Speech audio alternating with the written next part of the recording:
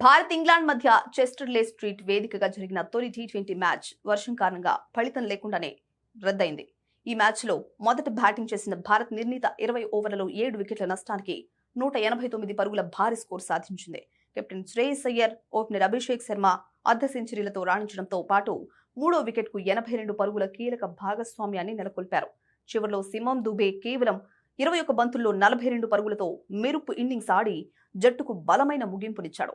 అయితే England innings ప్రారంభం కాకముందే ఎడతెరిపి లేకుండా వర్షం కురవడంతో అంపైర్లు మ్యాచ్ ను రద్దు చేస్తున్నట్లు ప్రకటించారు.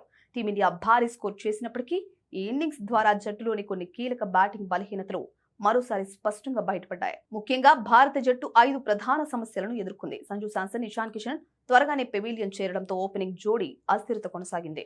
అందులోనూ ఇషాన్ కిషన్ వరుసగా రెండో మ్యాచ్లోనూ రనౌట్ కావడం ఆందోళన కలిగించే అంశం. అభిషేక్ శర్మ అవుట్ అయిన తర్వాత 8 నుండి 14 మధ్య ఓవర్లలో పరుగుల వేగం గణనీయంగా తగ్గింది. ఇందుకు తిలక్ వర్మ 13 బంతుల్లో 13 పరుగులు మాత్రమే చేసి నెమ్మదించడం కూడా ఒక కారణం. దీనికి తోడు లోయర్ ఆర్డర్లో అక్షయ్ పటేల్ కంటే ముందుగా హర్షిత్ రాణాను బ్యాటింగ్ కు పంపిన వ్యూహం విఫలమైంది. అతను డకౌట్ గా వెనుదిరిగారు. హెడ్ కోచ్ గౌతమ్ గంభీర్ ప్రయోగాలు ఆశించిన ఫలితాన్ని ఇవ్వలేదు.